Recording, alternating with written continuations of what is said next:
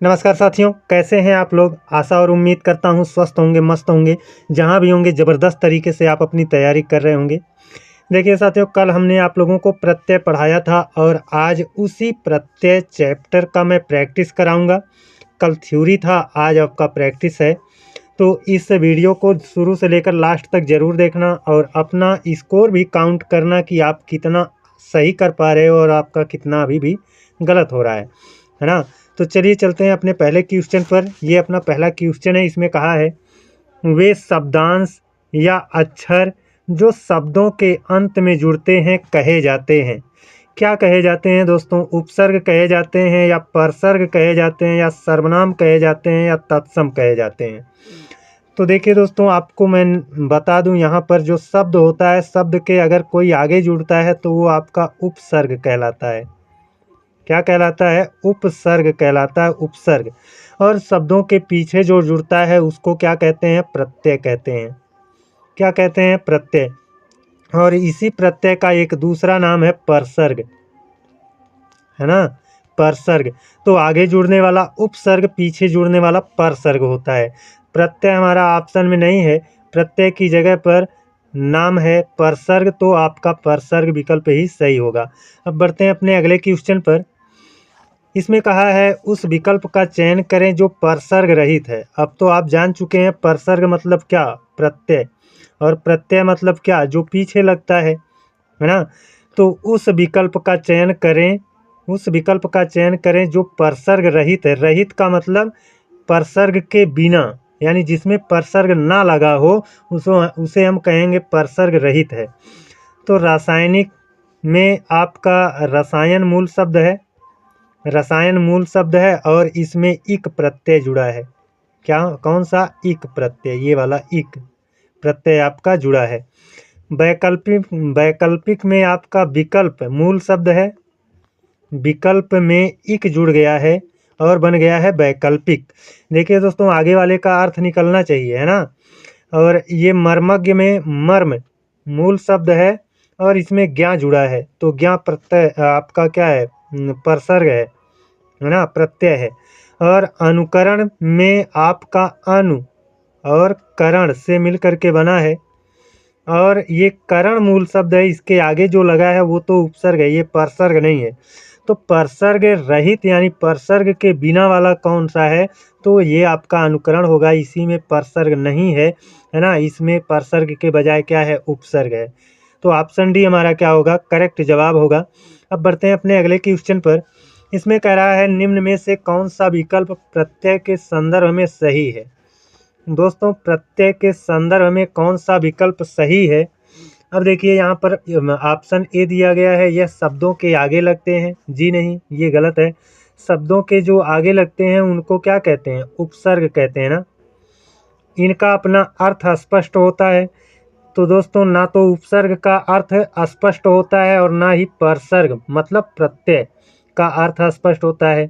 तो जब उपसर्ग का भी अर्थ स्पष्ट नहीं होता है, प्रत्यय का भी नहीं होता है, तो इसलिए हमारा बी वाला भी गलत हो गया।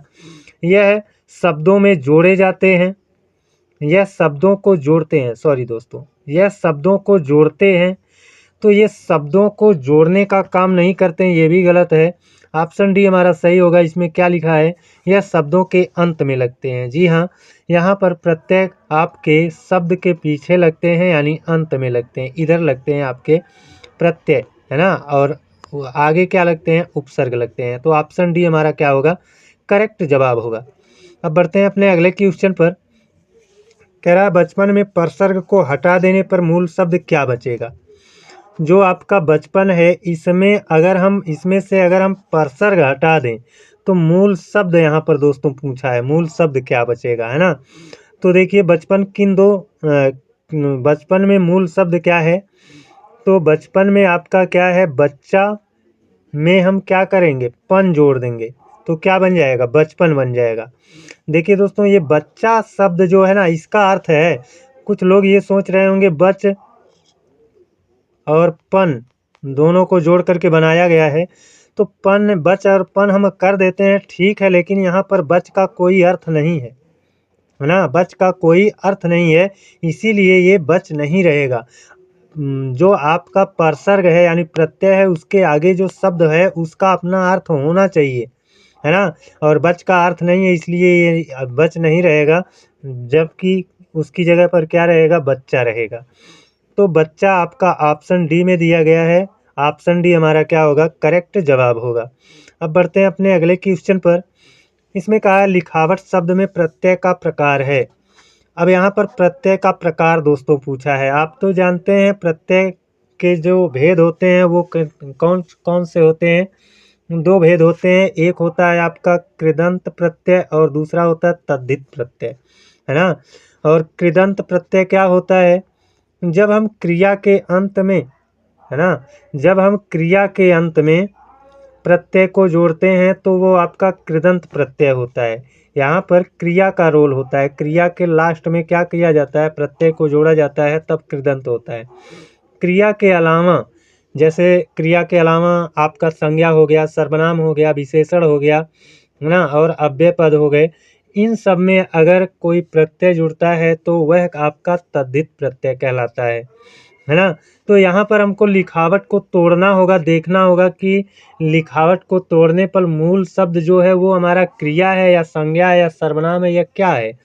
तो लिखावट को तोड़ेंगे, तो लिखावट को जब हम तोड़ेंगे तो लिख प्लस आवट में टूटेगा, है ना। लिख प्लस आवट में टूटेगा। और लिख क्या है, धातु है यानी क्रिया है। लिख से ही लिखना क्रिया बनता है ना। तो ये क्रिया है, अर्थात क्रिया में प्रत्यय जोड़ा गया है, तो ये कृदांत प्रत्यय होगा, कृदांत प्रत्यय हो जाएगा, है ना। अब देखते हैं अपना अगला क्वेश्चन। कह रहा अच्छाई शब्द में प्रत्यय है। अच्छाई शब्द में कौन सा प्रत्यय है दोस्तों, तो इसको तोड़िएगा और पता चल जाएगा। छोटी ई है या बड़ी ई है या आई है या आई है, क्या है, तो इसको तोड़िए। अच्छा प्लस ई में टूटेगा, अच्छा प्लस ई में टूटेगा, बड़ी ई रहेगा, है ना। तो बड़ी ई जो है वही आपका क्या है, प्रत्यय आपका है। ऑप्शन बी हमारा क्या हो जाएगा, करेक्ट जवाब हो जाएगा। अब बढ़ते हैं अपने अगले क्वेश्चन पर। कह रहा है जैविक में, जैविक शब्द में मूल शब्द है, जो जैविक शब्द है इसमें मूल शब्द क्या है, तो इसको तोड़िएगा आप, है ना। जैविक को तोड़ेंगे तो कुछ लोग सोच रहे होंगे कि जैव, है ना, प्लस इक में टूटेगा।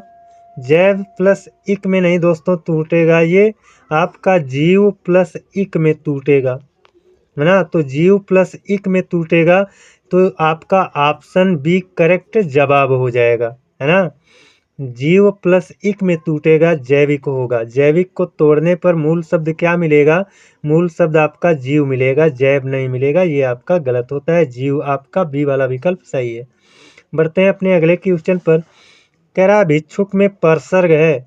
यहाँ पर दोस्तों परसर्ग थोड़ा सा गलत लिखा गया है ना।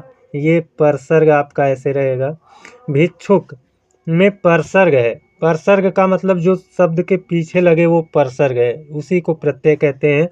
भिक्षुक को तोड़िएगा, तो भिक्षुक को तोड़ेंगे तो भिक्ष प्लस उक में टूटेगा, भिक्ष प्लस उक में टूटेगा, है ना। और उक आपका जो रहेगा ना, ये इस पर हलंत नहीं रहेगा दोस्तों, है ना।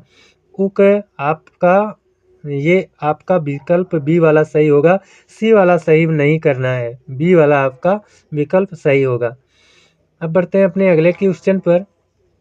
इसमें कहा है सुत शब्द को स्त्रीवाचक बनाने के लिए किस परसर्ग का प्रयोग होगा। तो देखिए दोस्तों, यहाँ पर जो सुत शब्द है इसको स्त्रीवाचक ठहराया बनाने के लिए।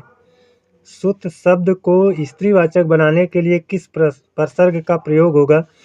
तो देखिए सुत ये पुल्लिंग शब्द होता है ना। एक होता है सुत माने पुत्र, है ना। और इसका स्त्रीलिंग बनाएंगे तो उसका अर्थ निकलेगा पुत्री। सुत का अर्थ क्या है, पुत्र। तो इसका ये सुत को हम स्त्रीलिंग बनाएंगे तो उसका प्रत्यय पुत्री निकलेगा। और सुत का स्त्रीलिंग क्या होता है, सुता होता है। क्या होता है, सुता। तो सुत में बड़ा आ जोड़ना पड़ेगा ना, है ना। तो देखिए यहाँ पर आपका सुत प्लस आ, है ना, आ में आपका बड़ा आ जोड़ना पड़ेगा, सुत प्लस बड़ा आ। तो बड़ा आ जोड़ना पड़ेगा, इसीलिए आपका ऑप्शन डी वाला विकल्प दोस्तों सही होगा। अब बढ़ते हैं अपने अगले क्वेश्चन पर, और यही हमारा अंतिम क्वेश्चन है दोस्तों। मैं ज़्यादा क्वेश्चन सेलेक्ट नहीं कर पा रहा हूँ, है ना। थोड़ा सा दौड़ भाग का काम ज़्यादा है, घर पर शादी है छोटे भाई की, जिस वजह से मैं आपको जो प्रश्न लाना चाहिए 20 या 25 क्वेश्चन लाना चाहिए, उतना नहीं ले आ पा रहा हूँ। लेकिन कोई बात नहीं है, कार्य से छुट्टी मिल जाएगा। 17 तारीख को कार्य निपट जाएगा, लेकिन 17 के बाद भी थोड़ा सा काम रहता है, दौड़ भाग करना पड़ता है ना। लोगों को पहुंचाना और तमाम काम रहते हैं, तो कुछ दिन में छुट्टी मिल जाएगी। उसके बाद मैं आप लोगों के लिए क्वेश्चन ज़्यादा लेकर के आऊँगा। फिलहाल इसको देखते हैं। कह रहा है मानव शब्द किस तद्धित प्रत्यय के योग से बना है। तो यहाँ पर मानव शब्द किस तद्धित प्रत्यय के योग से बना है, तो मानव को दोस्तों आप तोड़िए, तभी तो पता चलेगा कि इसमें कौन सा प्रत्यय है। तो मानव को जब तोड़ेंगे आप ना, तो ये मनु प्लस मानव किस मानव मनु प्लस आ से छोटा आ रहेगा, मनु प्लस आ, है ना, में टूटेगा, मनु प्लस आ में टूटेगा। हाँ दोस्तों, ये आ ही सही है ना। मनु प्लस आ में टूटेगा, तो आपका ऑप्शन ए करेक्ट जवाब है। अच्छा, इस वाले क्वेश्चन को थोड़ा सा आप लोग गूगल करिएगा, है ना। मैं भी कोई बहुत बड़ा विद्वान नहीं हूँ, है ना, लेकिन आप लोग गूगल कर लीजिएगा। मुझे भी कन्फ्यूजन कभी कभी होता है, और थोड़ा सा ध्यान भी कम जा रहा है इस समय पढ़ाई लिखाई पर। तो आज का हमारा ये वीडियो कैसा रहा दोस्तों, आप लोग कमेंट करके ज़रूर बताइएगा। और आज के लिए बस इतना ही। जय हिंद, वंदे मातरम।